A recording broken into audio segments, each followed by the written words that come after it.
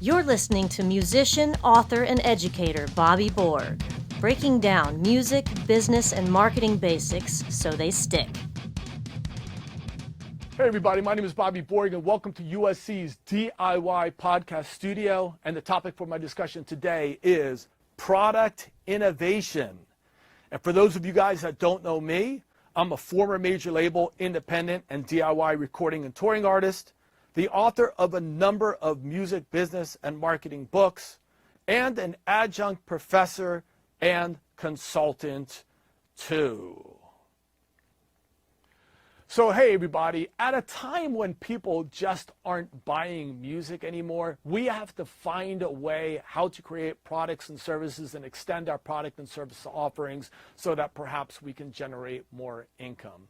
So what I'm going to do in this segment is I'm going to provide you with a number of product innovation techniques that might offer you some inspiration. So let's get started with number one, the automobile strategy.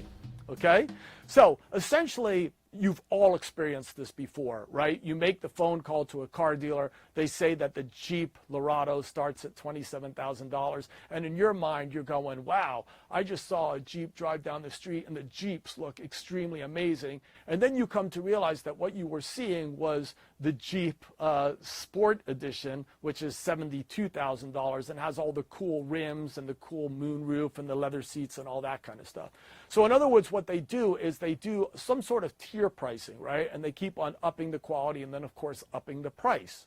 So you might have the Jeep Laredo that starts at 27, but to get the sport package, you know, it's much, much more. You guys have all seen this. So how can we use this? Well, when I went to SIR Studios in Los Angeles, I was first looking for a room to actually record and do a video shoot. And I asked them, I forget the exact prices, but I was like, hey, I would like to rent a room, and they said something like it's, $75, and here's the room. But then I said, wait a minute, but how much is this room with the board and with the lights? They're like, oh, it's this much. And how much is it if you have somebody run all this stuff? Oh, now it's this much. So maybe you can think about this, creating some sort of, add-ons and tier pricing to maybe entice people to, or to give people options, right? It could be in your studio maybe that you have, and it could be the way that you, price the different things that you offer, but something to think about. Let's move on to number two, the gift set strategy. So the gift set strategy is essentially where you take a number of products and you put it together in a nice gift box and you wrap it up and you sell it for more. Maybe even you do only an exclusive number like 2,000 and you send people a certificate of, authentication and you number them backwards or whatever so people can feel that they're one of only 2,000 people that have this version or whatever. But you see this all the time. I mean, Guns N' Roses recently put together a box set. I don't know what they charged for it, but I remember it was something like, I think, $1,000 or something like that, or maybe more, maybe less. But they just took different CDs, lanyards, patches, etc., and put it into a box and made a certain number, and then of course that entices everybody to purchase this. So think about maybe how you can take different products, package them together, make a really nice gift box or set, and now this ultimately is creating a new product. Okay, so something to think about. Let's move on to number three. I call this the quantity strategy. We all see this when we go into the store, right? You can buy milk at a gallon, a half gallon. You can buy it at a pint. So why can't we provide our products and services the same way? What are you thinking right now, right? Music, iTunes, right? Before you used to have to go out and just buy the CD for $20 that had the 12 songs only to get the 2 you really wanted. Well, basically the iTunes store, going back in history, allowed you to actually now just purchase that 1 or 2 songs. In other words, you could purchase whatever you want. So why don't we do this as well with our products and services? Right? Why don't we, let's just say, for example, you're giving guitar or vocal or drum lessons. Why does it have to be an hour? Can it be half an hour? Can it be 15 minutes? Can it be 20 minutes? Right? Can it be 40 minutes? Can you provide people the time that they want or the amounts that they want when they want it? Right? So something to think about, because you can essentially expand your offerings in this way and maybe generate more income that you maybe otherwise would not have been able to do. Okay, let's move on to the next strategy. I call this the printer strategy. So what the printer strategy is, essentially, if you go to any like Office Depot, you'll be able to buy a great printer for like $32 with a scanner, right? So you're like, boom, wow, I can have a printer in my house with a scanner. Cool, right? You go get it. Right now, then you go to get the first set of ink when you need replacement, and the ink is like $52. You can essentially almost buy 2 new printers. But you don't do that because you think about the printer dump somewhere, right? You don't want to add to the destruction of our environment, so you just buy the ink. So in other words, what they do is they get you on the equipment, and then they make their money essentially from selling you the replacement parts. So how can you do this? Well, I don't know. One time I saw a store, a music store, that said, you know, hey, we're for the summer, you can bring your kid into the summer music camp, and it's a free summer music camp. So they kind of get you hooked on the lessons, but then of course now you have to pay the registration fee, you have to pay for the manuscript, you have to pay for the books, you have to pay for the lunches they provide you, and I'm sure that they find a way to make up, you know, for those expenses and make a profit. So again, you don't have to like these techniques, but just ways to think about how you can expand your product offerings. Okay, let's move on to the next technique. It's called the lettuce strategy.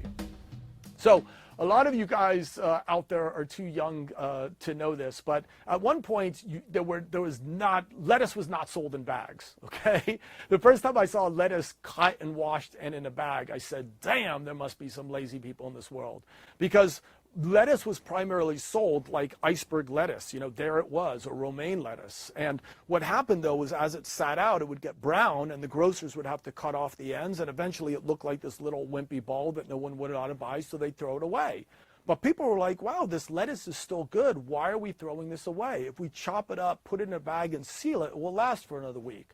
And then it caught on, and they just started doing that, you know, as a regular way of packaging the product. So the point being is, what do you normally throw away that you could actually be packaging and selling? So recently I got a call from a student. He says, Bobby, I owe you a beer. Okay? He said, you helped me make $30,000 last year. So first I said, hey, let me see if I get this ratio straight. So it's 30,000 in sales to 1 beer, right? It's going to take me a long time before I get a 6-pack out of you. But all jokes aside, what this person did is he took his bass strings that he would normally throw away and created jewelry from this.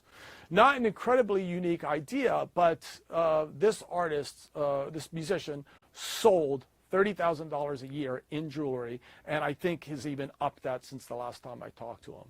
So, you know, again, here's another example. When I was working with Q Prime Management, who handles Metallica, they came into the studio and I was throwing out my drumsticks and my skins, and they said, what are you doing? Don't throw that out. Frame that. Take your skin, take the stick, to maybe put like a little plaque in there that says, you know, recorded on this date. This is the actual sticks and skins that you use to record this song, and sell it to the diehard fans. In other words, make a product out of something that you would normally throw away, right? So you never know. Just think about what you normally throw away and how you can package this to create a new product and service.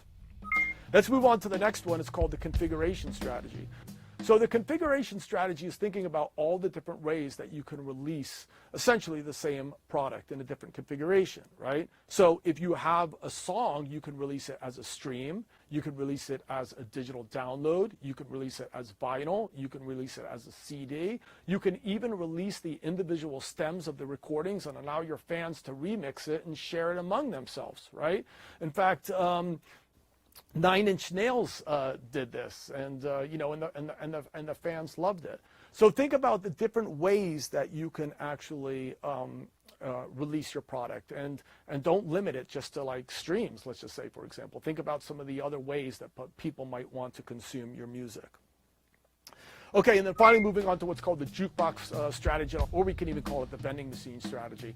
A lot of times, like in your school, when you see vending machines, the school doesn't own the vending machines. A vending machine company will come in, rent the space from the school, fill up the machine, collect the money, and go home. So where you have an empty space, you're actually capitalizing on it by renting it out to other people. So where do you have empty spaces? Maybe on your website, you can sell ads to other people, let's just say, for example. Maybe you have a lockout rehearsal studio that you don't use on a Tuesday, Thursday, and Saturday, and you can rent that out to another band you trust, and they can help you cover the rent, right? So again, just think about different ways that you can expand what it is that you have and creates new income streams. Okay, you guys? Now, as a little bit of a bonus, really quick, I'm going to talk about maybe 15 different ways that you can sell one song. So let's check it out really quick. You can do an instrumental remix of that song and then maybe license it in film and television. You can do a live version of the song, right? You can do an acoustic version of the song. You can do an electronic DJ remix of the song. You can do a translation version of the song in another language. You can release the song on a CD, vinyl, stream, download, a USB flash drive, recorded stems. You can also take lyrics from the songs and you can put them on a t-shirt and create an interesting merch item like Atreyu did. They had a whole line of shirts based on a lyric from one of their songs, and it said live, love, burn, die, and they had hats and t-shirts and jackets. So something you could do too. You can actually take your music and transcribe it into sheet music. A lot of diehard fans love that. You can take your lyrics and you can create like a really interesting rap book and talk about like how you came up with these raps and maybe have pictures from your neighborhood and that type of thing. You can even obviously release a video single of the song, which is something a lot of people do. And you can even do a making of video. So actually while you're recording your record, you can actually be filming the making of your record, and maybe you can release that as like some exclusive content. So in any case, the idea here is to be innovative in expanding sort of what it is that you offer to your public, and as a result, you're going to expand your potential revenue streams as well. Okay, you guys, all these ideas are in my book, Music Marketing for the DIY Musician. It's actually in its second edition now. It's the pink cover, not the gold cover. So definitely please make sure to check that out. And also please make sure to check out additional clips as well. So hey you guys, my name is Bobby Borg, just trying to break down music, business, and marketing basics so that they stick. And as I always say, you guys, peace, and thank you very much for watching.